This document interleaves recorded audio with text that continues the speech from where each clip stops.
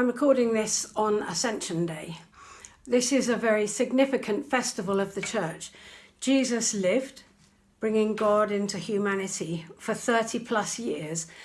He sacrificed himself willingly for us in the most appalling of deaths. He rose then again, breaking the barrier between death and life, and we've been celebrating this for the past 40 days. So why is the Ascension so important? Surely the most important things had already been done.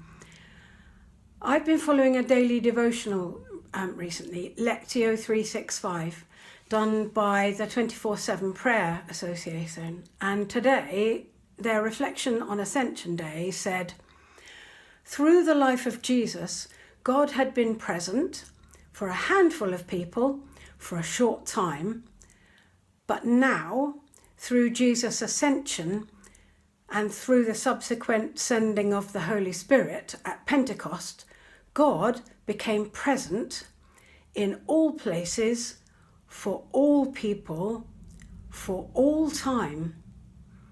God is present for all people, in all places, for all time.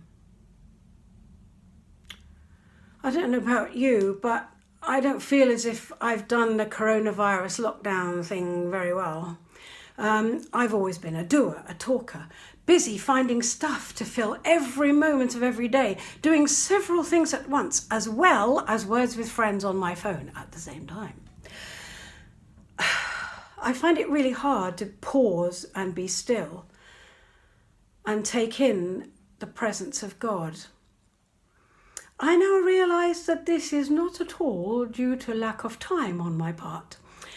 I'm a feeler, not a thinker. And although I have lots of things I could be doing using my brain, I haven't found time to do any of them. I can't think straight at all. Even my hair is crazy. I had a friend at uni who used to write daft poetry, and he wrote, "Hair is just surplus energy trying to get out." How true. You probably know that I left home when I was 18 to go to uni and study languages. And then I joined the Wrens for 5 years. I married a sailor, and for 22 years of my first marriage, we moved 14 times. I felt like a pot plant, just starting to bloom when I had to get repotted, knocked out, shaken, all the soil dropped off before any of the blooms actually happened. Well, Doug and I have been married 10 years this summer. I have lived in this house longer than I have lived anywhere since the age of 18, and that was a very long time ago. And before lockdown, I was thinking, gosh, I've had a chance to root, to blossom. And lo, at the end of March, all the stuff that I was doing to blossom for God was blown away at a stroke. So what is God saying at this time? Like Mary Seller, I adore orchids. Aren't they glorious? They flower almost constantly. And psychologically, I wonder if that's something I've never really recognised before. I do absolutely nothing to them. And most of the time, they blossom away and I give them a sound ignoring, with the odd spray and a feed. And some of them are very, very old. I went to Wisley Gardens and said, what should I do about repotting them? And they said, don't bury the old aerial roots. Most of the goodness they absorb comes through the air. With this random thought and picture floating through my brain, I went to the shower this morning, feeling as always a deep need for cleansing from the poor way I have done life and faith during lockdown. And into my head came this very ancient chorus written by Hudson Pope. The first hymn books that have it are in 1944. Cleanse me from my sin, Lord. Put thy power within, Lord. Take me as I am, Lord, and make me all thine own. Keep me day by day, Lord, underneath thy sway, Lord.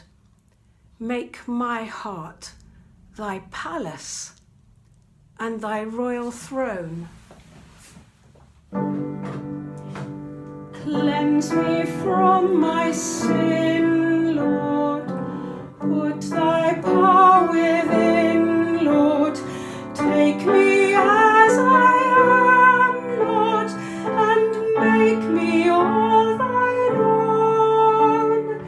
Keep me day by day, Lord, underneath thy sway, Lord. Make my heart thy palace and thy royal throne. Revelation 21 says, I heard a loud voice from the throne saying, See, the home of God is among mortals. He will dwell with them. They will be his people, and God himself will be with them. And I think what God would say to us is that he knows us absolutely. Pot plant or old orchid, he loves us just as we are. Even us, even our hearts can be his palace and royal throne. So let us absorb from the reality of his presence all around us, all that we need to flourish in the way that God designed for us, all so utterly different, indwelt by his Holy Spirit, thanks to Christ's ascension and God's gift of his Holy Spirit to dwell within us.